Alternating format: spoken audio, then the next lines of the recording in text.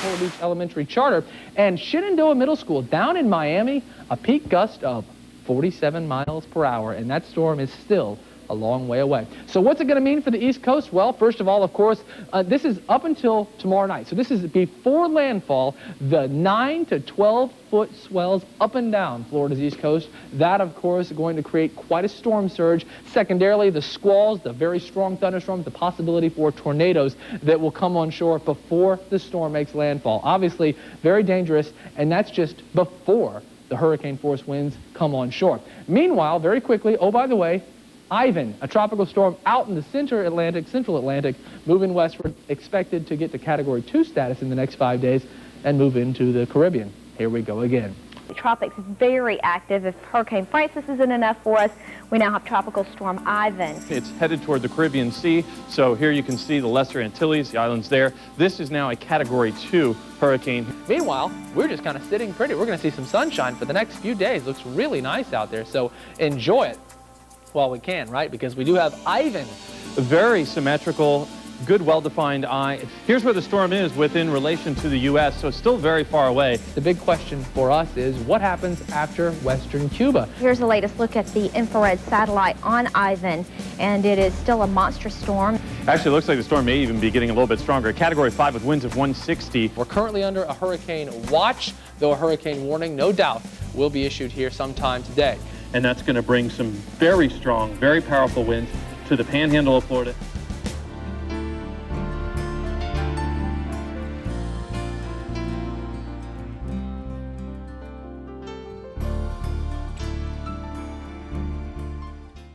All right, here's the plan. We're starting right at this moment with continuous coverage of the hurricane. I would, at this moment, I think we're experiencing the calm before the storm because it's still relatively nice outside. Right. Regardless, it's going to be a major storm event, and we all need to be prepared, and we are here to help you do that. Yeah, absolutely, and that includes evacuation routes, shelters. We'll also have tips and advice on how to protect you and your family. Of course, they have told us that they plan to shut down portions of roads already because they are starting to see the water get very close to the roadway.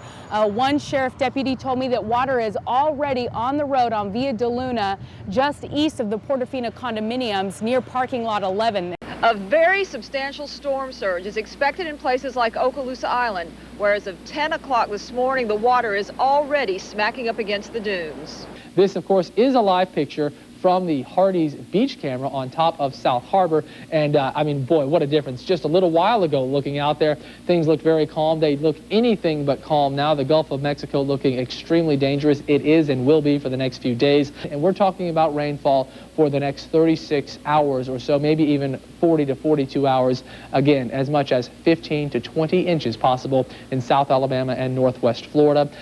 We're here on Navarre Beach, and the rain is coming down pretty hard right now. It's coming down pretty steady as well. The wind is blowing, a steady breeze is picking up, as you can see. But look at the Gulf behind me. This is what the Emerald Coast looks like now. It's pretty nasty out here. Take a look at the pier down there. The waves are crashing high way above that pier. But of course, the reason why we were out here because early this morning they started seeing some flooding out here on Via de Luna, and you can see right behind me where sand and water has already come ashore, and we are seeing this all along Via de Luna. Millions of people are preparing and readying for what looks like a after midnight landfall. You know, if you look at the track that Catherine gave and what everybody's the latest figures at 4 o'clock, had 125 miles to go, and at 14 miles per hour, you're looking at about 9 hours from 4 o'clock in the afternoon. You're looking at about 1 a.m. Landfall for the eye. We're over here at Navy Point, and the water surge is starting to come up here on the road.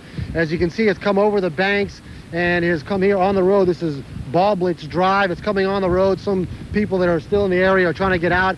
As we go from that live shot you see of the Gulf Coast in Pensacola with our city cam, we're going to go to space for our next shot and give you an idea of what this looks like. Okay, now what this is, the International Space Station passed over Ivan at 5 o'clock our time. I agree. On the other hand, it looks like it's definitely grew in strength since yesterday. The eye is much more pronounced, and the storm does look bigger. So there's always hope that it'll weaken as soon as it gets close to land. The winds are between 130 and 140 miles an hour, and They've been hopeful that it'll weaken to Category 3, but it's certainly a strong storm. We are under there somewhere. As you can see, some portions of the International Space Station in view itself, with Hurricane Ivan in the background. This is Escambia Bay here at Wayside Park. The surf is up, the surf is breaking over the wall here, over those fence barriers out there. The wind is driving. It's almost coming in horizontal on us right now. What we call the T on that fishing pier is gone. And that's really taking a pummeling now. We're very concerned about erosion at Navarre Beach as Ivan gets closer and closer. Feedback is I'm getting reports from as far away as Jacksonville is that the Channel 3 coverage of the pier and the activity out there, and I think it's been fed on the Weather Channel and other locations, is really transmitting the picture of what's going on, and people are valuing that an awful lot. Just in the last 15 minutes or so, I think the wind speeds have increased to about 30 miles an hour, 35 miles an hour actually, and we actually went closer to the bay. We're up here by I-10. We went closer to the bay and we maxed out, got a maximum wind speed of about 44 miles an hour, so there's no doubt that Ivan is on his way. A little technicality here. Yeah, you got a lot of information to process, a lot to gather, and a lot to look at. We were looking at a live picture just a second ago from our city cam, I believe. I'm not sure what direction Byron, our director, was pointing in, but that flash apparently looks like another transformer exploding. And that's what we're trying to tell people. It is absolutely unsafe to be out there at this point. You can only imagine what it's going to be like when the winds reach a real hurricane force. So this is a very dangerous place. A lot of people are getting out of here, and I think that's the safe thing for everyone to do, including ourselves. It's washing across the sidewalk here, and it seems to have caused this part of the sidewalk to buckle and to wash out part of the lawn here at the visitor center where we're standing. Right now, as you drive through Pensacola, it's just water and little bits of trees flowing everywhere. Reporting from Pensacola Junior College campus, Dan Thomas.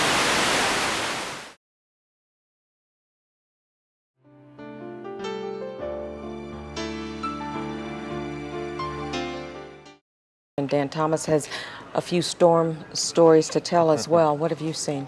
Well, we went downtown right at daylight as soon as we could reasonably get out of the station after the storm had hit. This home was just an amazing story. A lady got out of it around 1 a.m. She sought shelter in her car, her and her grandson. She ended up surviving without a scratch. Then the whole house started rocking. The whole house started rocking and shaking. I said, Mom, we got to go. And by the time I come through the kitchen, the top went off, and here come one of them by the side down on my head. I just pushed it back, and we came on out the house. So we made it out to the car, and it was 1:30, and we stayed in the car until 7 o'clock this morning.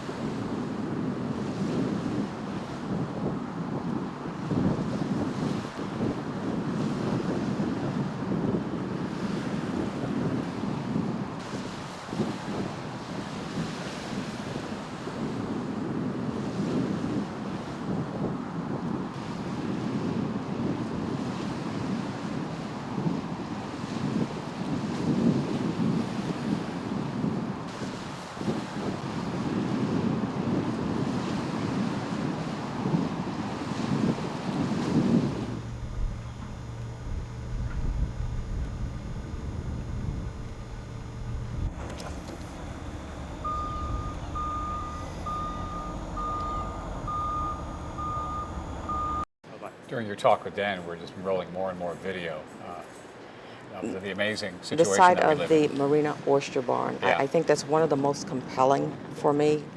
Not that it all isn't, but that one site, it's hard to believe. The emotions are difficult, certainly for all of us.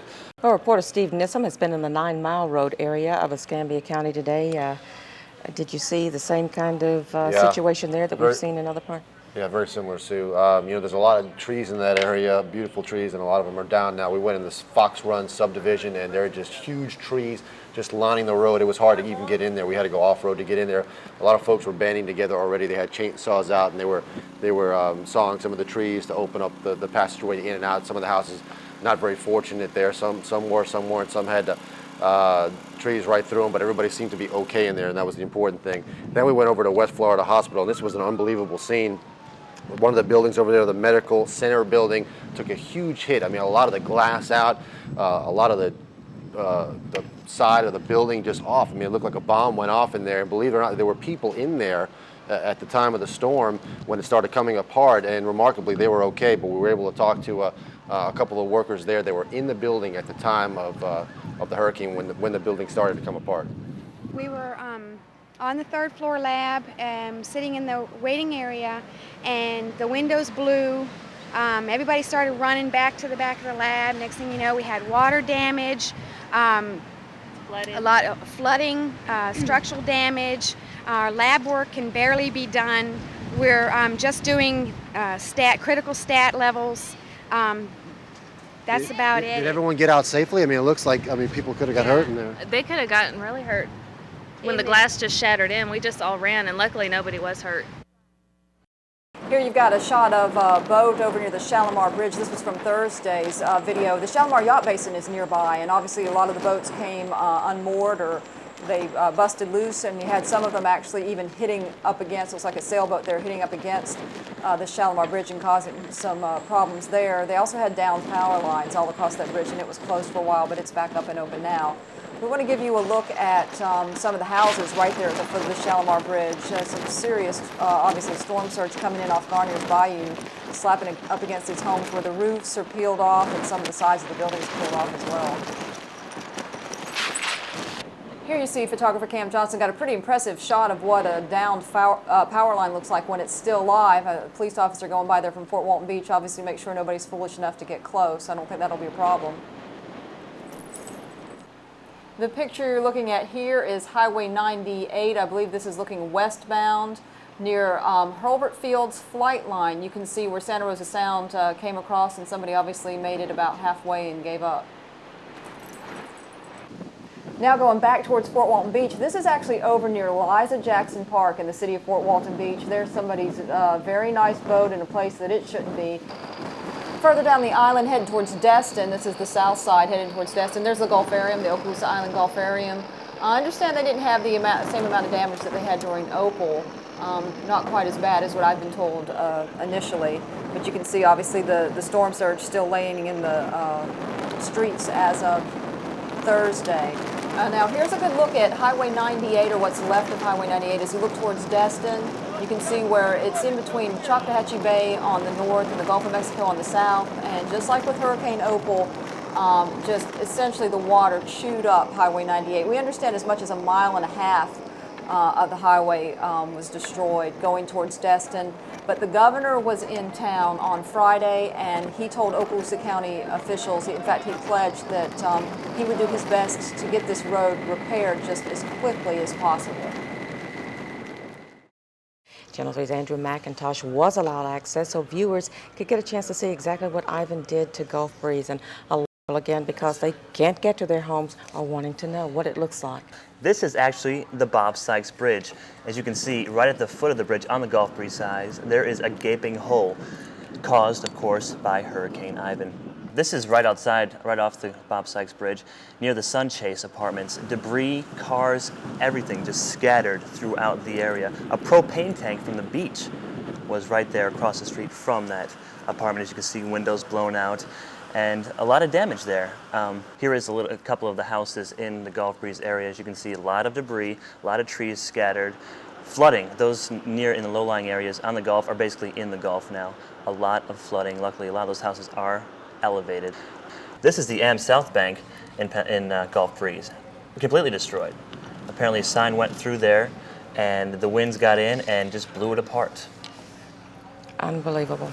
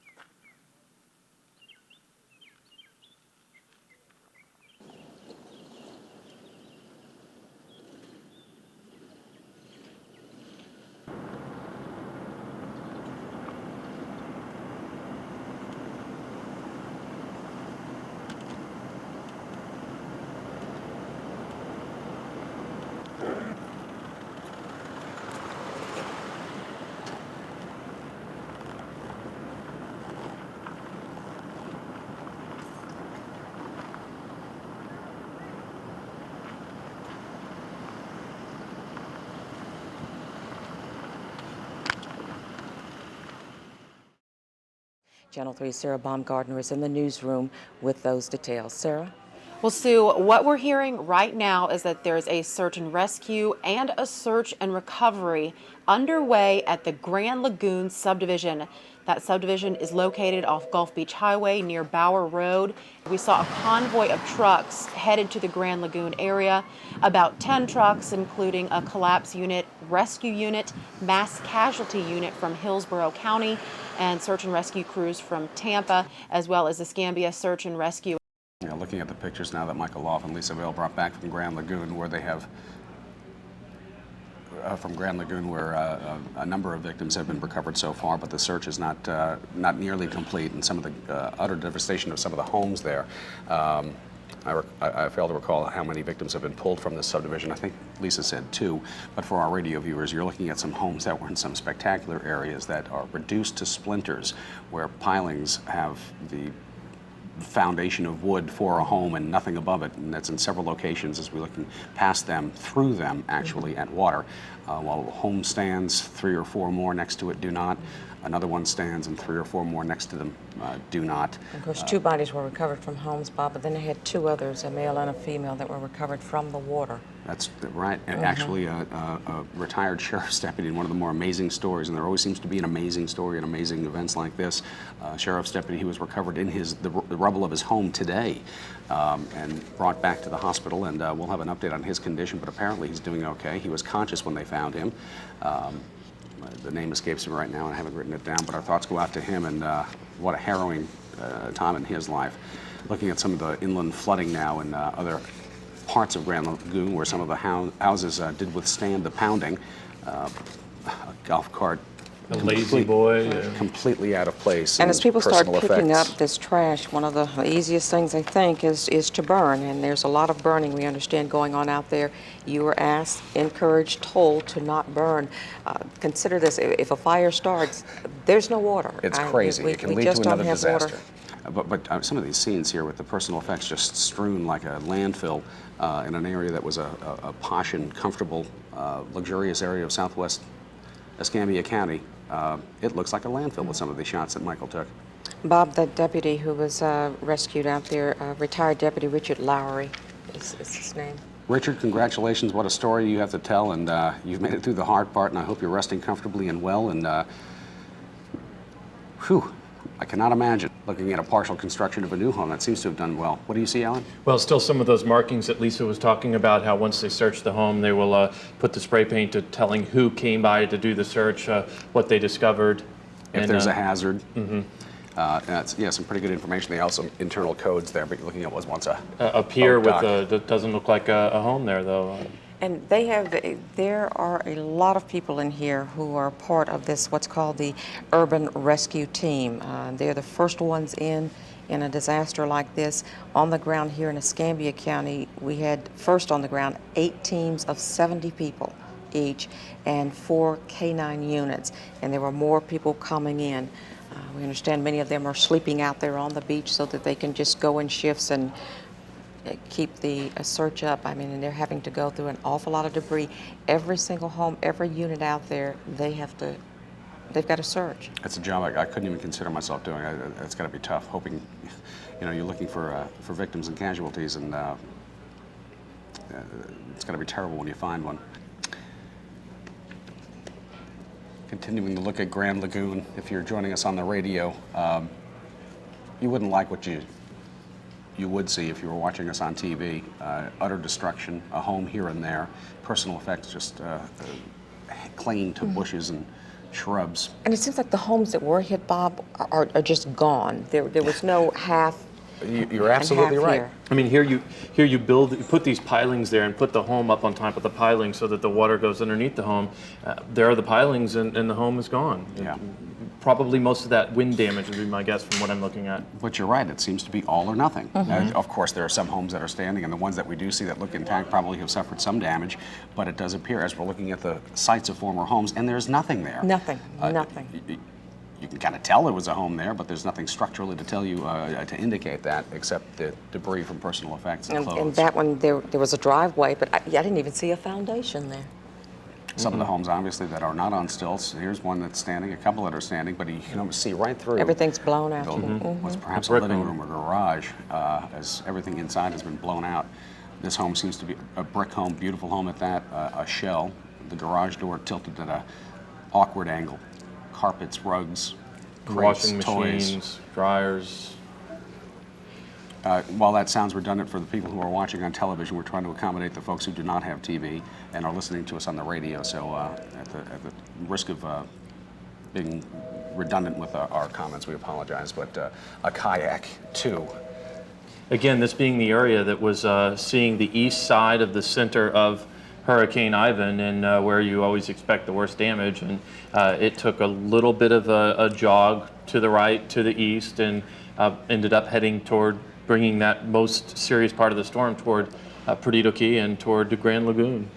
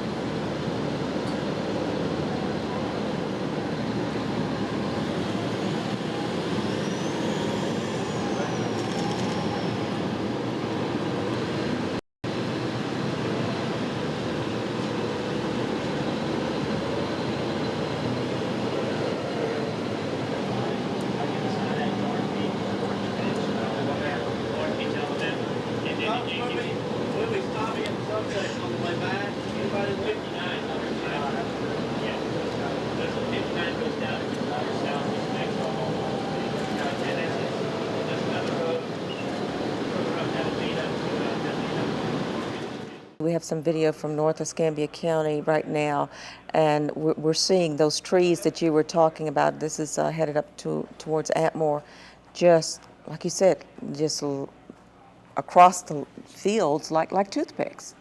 Yeah, they really are. I saw lots of trees that the bark was peeled off. The tree may still be up, but the bark was peeled off. I saw a few trees that weren't leaning at least to some degree. Many trees that had their tops broken out or were down completely. There are thousands upon thousands of trees that are damaged, and of course that takes out the power lines, and in many cases the utility poles themselves are gone. We're looking at some of the destruction of the buildings in Milton, around in Pace. Just awesome. A home apparently there, just in rubble. Take us further north in the county and the extent of the damage in those areas. I know that in Santa Rosa County, the Santa Rosa jail lost part of its roof, and we discussed that. Give us an overview. Move us north. Well, that's another part of the problem, even in the north end of the county. Let's forget about the rivers and bayous, where we had a lot of people isolated and people lost their homes up in Mulat Bayou and up in East River and so on. We had problems with tornadoes. We had people in double wides up in the north end of the county that had some problems there. Tornadoes had near misses. We also had a lot of people that had downed trees in their houses and things like that. So it looks like there was no part of the county untouched. We have some astonishing video to show you right now. A Florida town man, that's Santa Rosa County, rode out Hurricane Ivan inside his home and shot video as his house began to flood.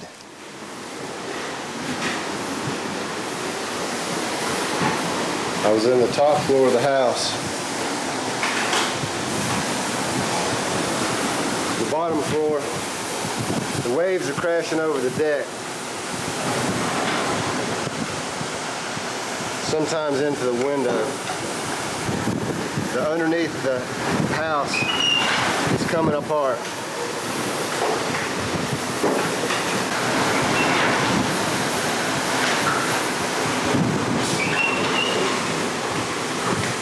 The whole house is ready to let go.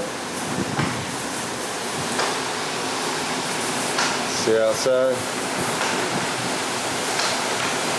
That's the waves coming over the deck. I'm gonna try my best to make it. I'm gonna stay with the top of the house.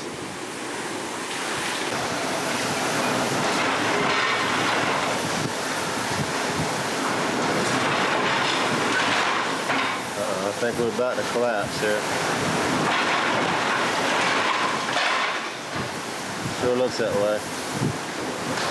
You may try to save that piece of porcelain on the...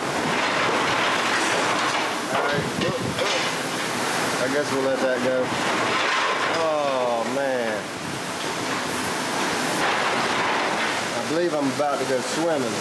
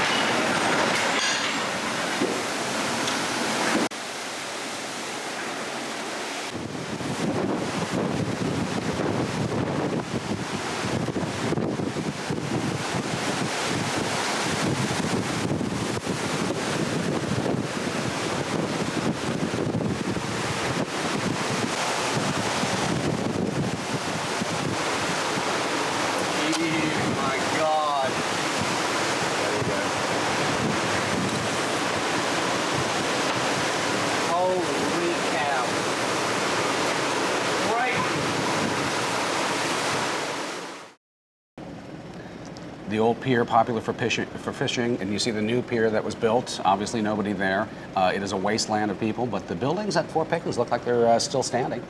Chris? Yeah, there's still plenty of standing water in that section that I don't know. I'm not sure what those homes are used for or what those buildings are used for, but tourist information, historical, there's some museums there as well, information. Mostly fishermen head out there, but we see right now the perimeter of Fort Pickens, which obviously no longer used, but it's still protecting at least Fort Pickens. Standing water in there. Yeah, and you can see the storm surge has obviously gone right over, looks like the walls of Fort Pickens, because within the fort, looks like a swimming pool. It's completely full of water. Unbelievable to look at. We are now flying around the end of Fort Pickens and heading back to the east, where in the distance you will see Pensacola Beach and some of the developments. Right now we're riding right over the beach, considerably lower than the governor's tour video, and what we're seeing now is water that has obviously come over the beach.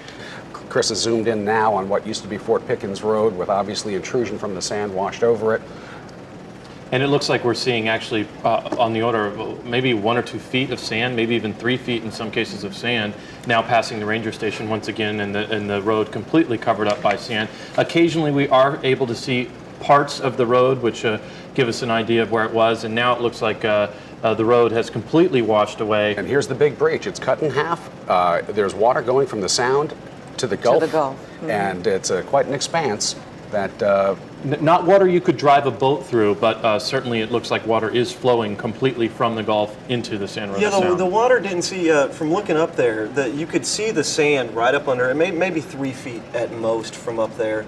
But it was completely over, all the way to the other side of the bay. It looks like the road is buckled. Well, it looks like it's in pieces. Yeah, pieces would probably be a little bit better, because some of it is just gone. You could see away from where the road was, pieces of the road. And it doesn't get any better as we get closer to Pensacola Beach. Lisa Bell bringing up a good point, too. This is flat as a board. There's not a dune to be found. This is a second breach coming up here. A much bigger one now. This one looks like you might be able to drive a boat through. I'm not sure. We'll get a little bit closer. And in either case, certainly not a car. So no. And I mean, what we're looking at right now, what usually is a beach or at least an island, looks to be a pass. And it looks like the tide's coming in. Have I missed the boardwalks? No, they're up ahead. Okay. They're up ahead. We've got some ways to go, a couple of miles before we reach the Fort Pickens toll station, which I don't even see there. And it almost like waves are even breaking where the road used to be.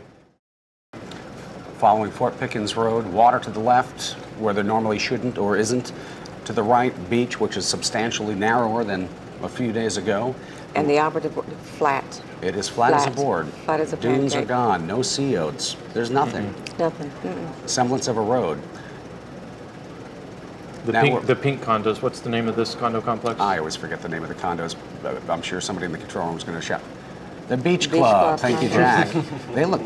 Palm Beach Club, to be specific, Jack says. All right, now we're flying down what would be Fort Pickens Road, but we're between the condos. And Chris is now zooming in on. It looks like some condos have been completely destroyed. Yeah, right here. when I looked at that, it looked like just the foundation of what was there at one time was the only thing left. Across the street from Tristan Tower. Looked like many units just completely destroyed, maybe a dozen units. And I'm fixing to focus in, everybody knows where that cross sits up on that dune.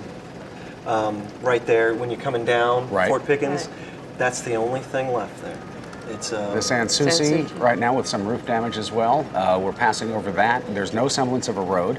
We're looking at the. Do you see the cross still there? There's the cross. The cross is standing, surrounded by water, I might add. Looking at some of the other residents. But that dune not nearly as high. It used to stretch from one condo to the next, and it's. We're continuing to the east now. The Dunes Hotel, the motel. Certainly damaged, as you can see on the side. Yeah, the motel is severely damaged. What is that? That's whatever it is. It's flattened. Five flags. Here comes the Holiday Inn, isn't it? But the flag, it wasn't there. There's not much there. The road, as it twists around, all you see is sand, and we're coming up on Casino Beach and the Pensacola Beach Fishing Pier. Did you see any damage to the pier at all? None at all. Crabs. The Hampton Inn, which looks like maybe some damage on top, but not too bad. The new Hilton Garden Inn that's rising in the distance as we get closer. Of course, sand all around all of these buildings. Yeah, there is some damage on the side. I would say we're fixing to get to a part where the sand is almost up to the first floor of every building from here out. Exactly. It looks like the buildings are literally cut in half. They're half of what they used to be height-wise. all the houses that we're looking at now, the residential area of Pensacola Beach, is completely surrounded by sand, just haphazardly. We're zooming in on some of them right now, and obviously there's going to be some damage, but the one we're looking at right now looks like it's not too bad. That one doesn't. There's a structure gone. Look at that one. $5 million home, but we're told the one that we just passed right now, it looked all right. There's the tennis court. Alan's been on that a couple of times. St. Sylvester's Church. The dome home is in the left of your screen. I kind of come in a little bit. There you go. Some damage. There's the person walking down the beach. Did y'all see the guy just And I wonder, he was right there near the dome home walking. My understanding is that the people in the dome home, and this is what I heard, that they did stay in that home, which they say is hurricane proof, and they actually had an NBC crew stay with them as well, and they may still be out there. I would assume. That might have been the person we saw walking. There was a human walking along there. We're going along the Gulf Coast now, looking at some of the expensive homes and looking at what was once a home. It's a pile of rubble. No indication of what road or avenida that once was. It's I've been up above Pensacola and the beach plenty of times in a helicopter and planes, getting video. If I went on the beach, it's hard to tell a road from where it began. Even over, I take some shots of Pensacola later coming in. The pilot had to say where we were because he's been up many a times. We're looking at some of the expensive homes along the waterfront, which, as we nice zoom in, Chris, nice job by the way, seem to have suffered some roof damage, but some appear to have suffered no damage at all as we're approaching from west to east the Portofino complex, where the construction cranes remain on top of the building. There seems to be some damage on one that's under construction. Looks like that top floor is gone. But it doesn't appear that the buildings that are complete have been damaged too much. There was some window damage in one. It was hard to tell. Could you tell, Chris? With Portofino, it looked like to be in the best shape of anything out there, and maybe because it is brand new. Some of the construction trailers have been toppled. Now we're going off to the undeveloped area of the national seashore here. Well, first off, just like you're seeing here now, overhead it all looks like white sand and water. But when you get down and it gets to eye level, you can actually tell what the severity of the damage is. You can see a blown off roof or a collapsed house from the air, but you really don't understand the total perspective of what it is until you get down to where the road is.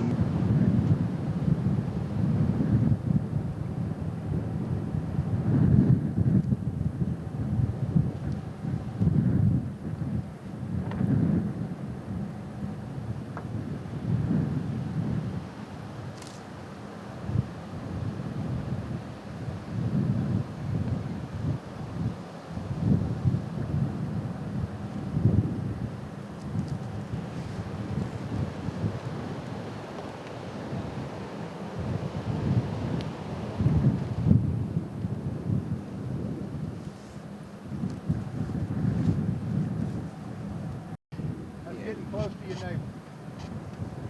Yeah, it sure is.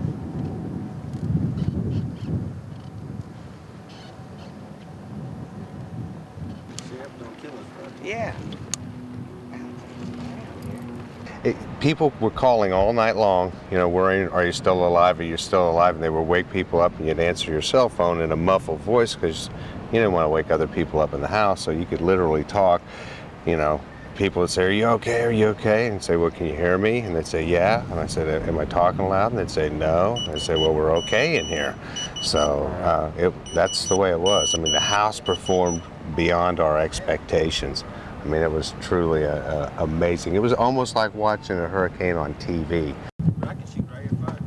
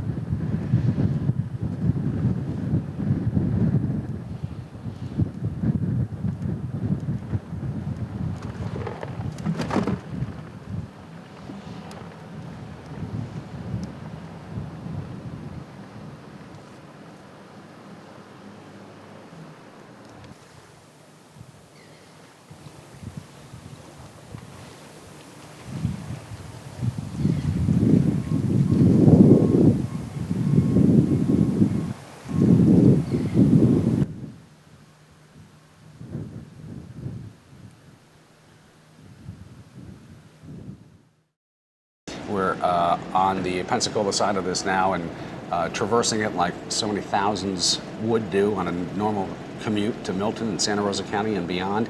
And it's amazing looking at that eastbound lane because the sections that still are on top of the pilings are jaggered and zigzagged across. And of course, there's the truck that's over the side. They're looking for him, the driver now, and the sections that are completely out of whack, gone, missing.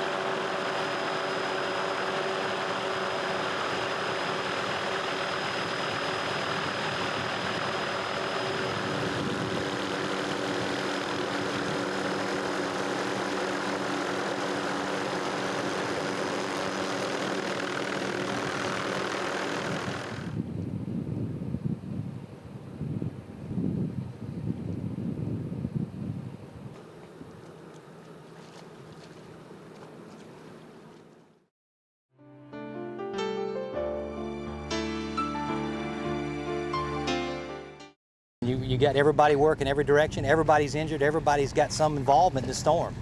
And there are people everywhere helping everybody as best you can, and that's what we're trying to do. Just keep going. Community, it's the time we need one another. We need to pull into this thing together to strengthen one another. It's a time for strength. We got married right on the beach back there. That's where we were married, and you know, it's still there, and this is our house, and we'll be back. That in our top story, for the second time in 2 months, President Bush paid a visit to Pensacola. This time it was not a campaign stop, but rather to see the damage from Hurricane Ivan. Channel 3's Dan Thomas was at NAS Pensacola when the president arrived and has the story. This was a big storm that caused a lot of damage and a lot of suffering. Words the president uses to describe what he saw firsthand in both Florida and Alabama from Marine One. A scramble marina in downtown Pensacola, gutted high-rises on the beach, luxury homes on the Intercoastal Waterway, now worthless. From the ground, the president not only got a closer look at the rubble where homes once stood, he got to console the people who lost all. We're sorry for people that are worse off than us. Emergency workers explained how they're doing their job, and the president got a chance to personally thank each of them. Sir, for your hard work. Appreciate your troops, thanks too. Matter of fact, let's go ahead and start with the ice, water, and MRE distribution. Been a lot of concern about that. The lines are long, but distribution centers are set up throughout the area.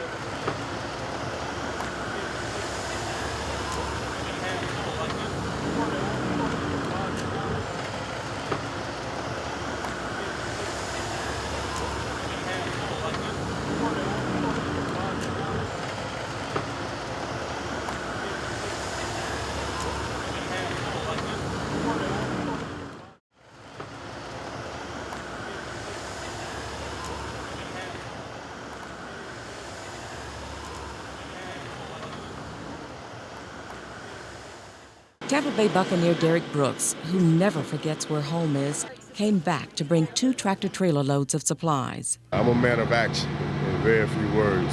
So I just thank God that I am in a position and others believe in the mission that I'm doing to pull our resources together to not only help out Pensacola, help out our state as a whole.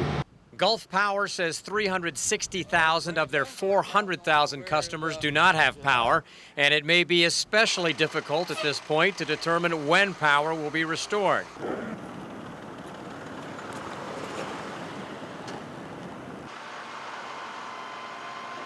Well, I don't have the English words really to explain that, but it's a very human experience and emotive with much emotions, because the people here give us so much gratitude. We had gifts, we had hugs, we got thank you. Everybody said thank you with their lights, with their hands, and we can't believe that. Again, it's long lines. People are waiting as much as 2 and 3 hours. People are just driving around until they find a site and then getting in line and waiting. At most of those locations, you'll find law enforcement or National Guard.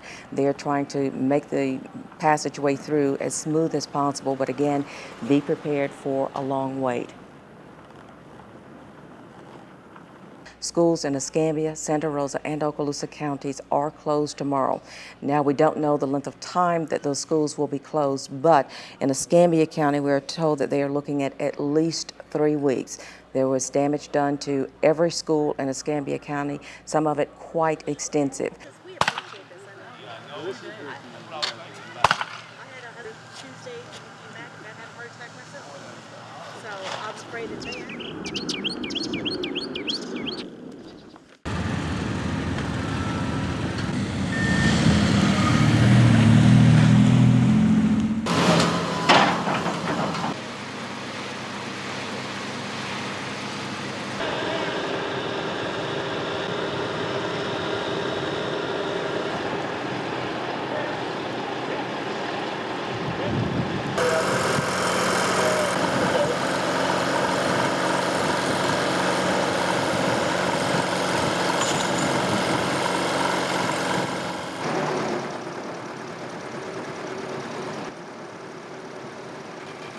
I think it's a symbol of recovery for Northwest Florida that is replacing the symbol of that tragic truck driver that lost his life in the middle of the storm.